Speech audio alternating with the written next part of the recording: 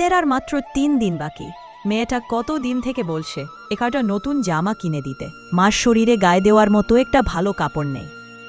আমার কথা না হয় বাতি দিলাম, কিন্তু মেয়েটা আর মাকে তো একটা ভালো কাপড় দিতে হবে নাকি? হ্যাঁ, তুমি তো ঠিকই বলেছ, কিন্তু আমি এখন কি করব কিছু বুঝতে পারছি না। এদিকে কয়দিন থেকে যে বৃষ্টি পড়ছে, কাজেও যেতে পারছি না। ঈদের আর মাত্র কয়দিন বাকি। এখন কাপড়ের যে দাম, বাজারে আগুন লেগে গেছে। আল্লাহ ঈদ যে কেন দিয়েছে, আমি তো সেটাই ভাবি। চিন্তা করো না, ঈদ হলো একটা খুশির দিন। হ্যাঁ, খুশির দিন তো বটেই, কিন্তু গরিব মানুষের জন্যে কি আসলেই খুশির দিন?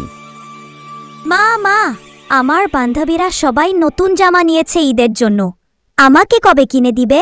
আমি কিন্তু এবার নতুন জামা ছাড়া ঈদে যাব না। এনে দেব মা, আর কয়টা দিন ধৈর্য ধরো। তোমাকে লাল টুকটুকে একটা জামা কিনে এনে দেব। ঠিক আছে, যাও এবার গিয়ে পড়তে বসো। বাবা, বলছি তোর কাছে কি কিছু টাকা হবে? কেন মা, কি হয়েছে? না, বলছিলাম যে কয়দিন থেকে যেন শরীরটা কেমন করছে। মনে হয় প্রেশারটা আবার বেড়ে গেছে। কতদিন হলো ওষুধ তো শেষ হয়ে গেছে। তোর কাছে যদি কিছু টাকা থাকে তাহলে বাজার থেকে একটু ওষুধ এনে দিবি বাবা। আচ্ছা মা, ঠিক আছে, আমি কাজে যাচ্ছি, আসার সময় নিয়ে আসব। তুমি চিন্তা করো না, ঘরে গিয়ে বিশ্রাম নাও গিয়ে। গিন্নি, কি করব এখন বলো তো? একটা কানা করিও হাতে নেই এখন। এদিকে কাজেও তো যেতে পারছি না। একবার যাবে নাকি দাদা ভাইদের বাড়ি, যদি কিছু সাহায্য করে? না না, ওরা অনেক বড়লোক মানুষ, গেলে হয়তো খালি হাতে দেবে না। তবুও যেতে কেমন যেন লজ্জা লাগে। কি বলবে? গিয়ে দেখো না কি বলে। যদি মেয়েটার জন্য একটা জামা দে, তবুও অনেক বড় উপকার হবে। ঈদের বাকি আর মাত্র ৩ দিন। দাদা ভাইদের বাড়ি যেতে যেতেই সারা দিন লেগে যাবে। মাঝে একদিন যদি থাকি, ঈদের দিন সকালে বাড়ি ফিরতে হবে। তাহলে এক কাজ করো, কালকে ভোরে রওনা দিয়ে দাও। সকাল সকাল গিয়ে বাড়ি পৌঁছলে যদি একদিন আগে ফিরে আসতে পারো। দেখি সকাল হোক।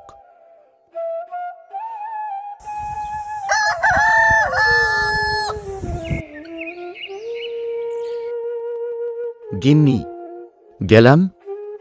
মা আর মেয়েটার খেয়াল রেখো, আর ওদেরকে বলো আমি তাড়াতাড়ি ফিরে আসব। আচ্ছা যাও, সাবধানে যেও, আর যত সম্ভব তাড়াতাড়ি ফিরে এসো।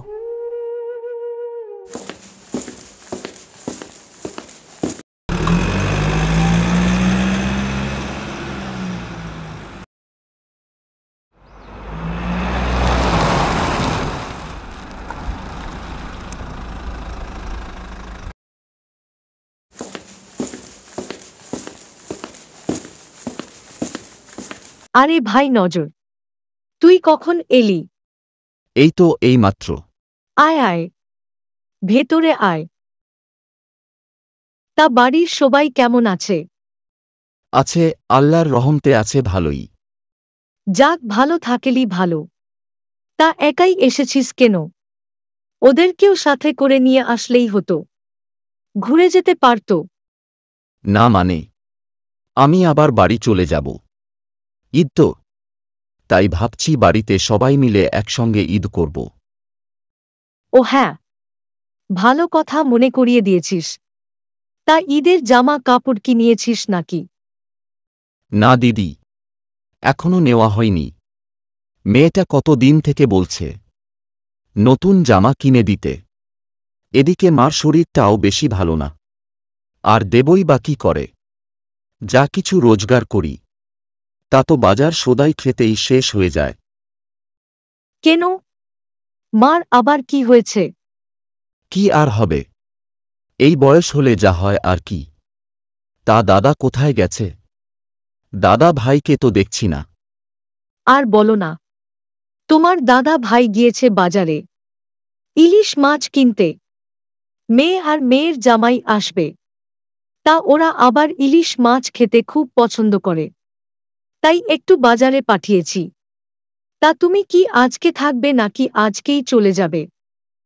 না মানে, ভাবছি আজ থেকে কাল সকালেই চলে যাব। মেয়েটা জামার জন্যে অপেক্ষা করে বসে আছে। তা রুমানা কই? রুমানাকেও তো দেখছি না। রুমানা ওর নানির বাড়ি গেছে। ওর নানা এসেছিল, আর মেয়েটাও জিদ করল যাওয়ার জন্য, তাই পাঠিয়ে দিয়েছি।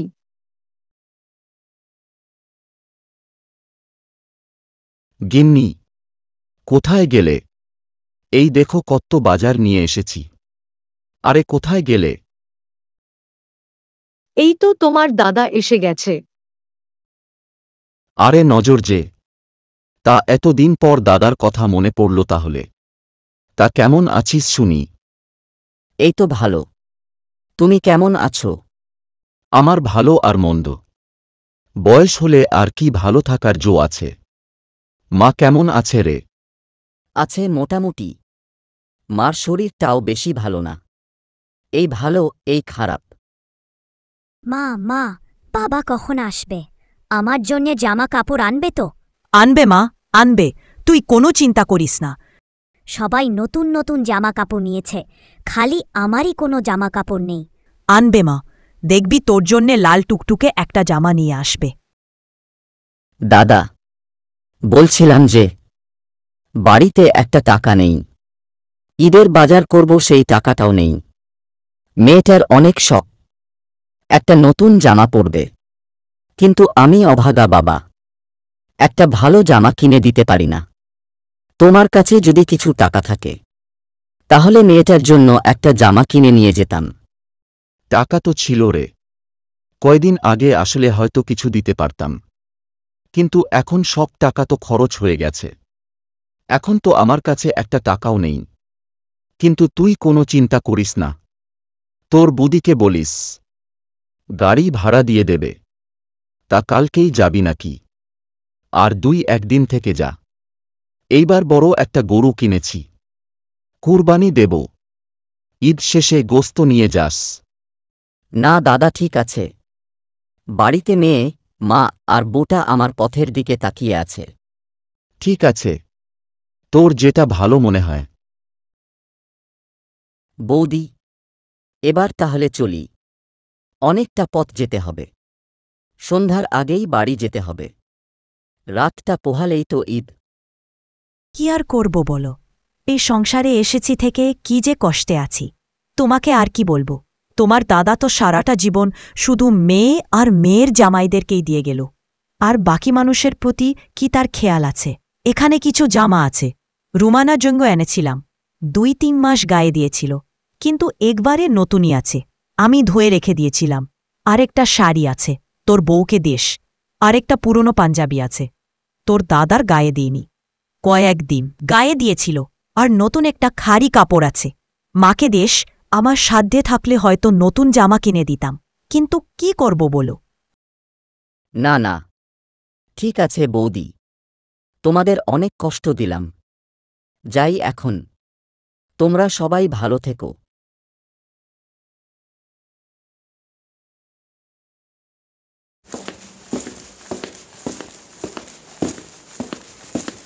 কি হলো? এত দেরি করে আসলে যে? জামা কাপড় কি কিছু দিয়েছে নাকি? হ্যাঁ হ্যাঁ, দিয়েছে। মেয়েটা তোমার অপেক্ষা করতে করতে শুয়ে ঘুমিয়ে পড়ল। তা এত দেরি করলে কেন? আর বলো না, বৌদি গাড়ি ভাড়া দিয়েছিল, কিন্তু আমি গাড়ি দিয়ে না এসে হেঁটে হেঁটেই চলে এসেছি। ভাবলাম টাকাটা পরে কাজে লাগবে। যাক, ভালোই ভালোই আসতে পেরেছ, এটাই অনেক। এখন ঘুমাও, সকালে উঠে নামাজ পড়তে যেতে হবে।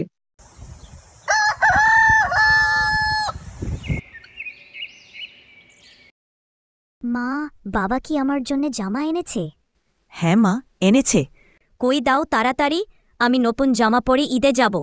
দাঁড়াও মা, দিচ্ছি। বাবা, আমাকে টাকা দাও, আমি ঈদে যাব। গিন্নি, আমিও যাই, নামাজটা পড়ে আসি। আর এখানে কিছু টাকা আছে, রেখে দাও। তোমার যদি কিছু নিতে ইচ্ছা হয় নিও। হ্যাঁ যাও, সাবধানে যেও, আর মেয়েটাকে সাথে করে নিয়ে এসো।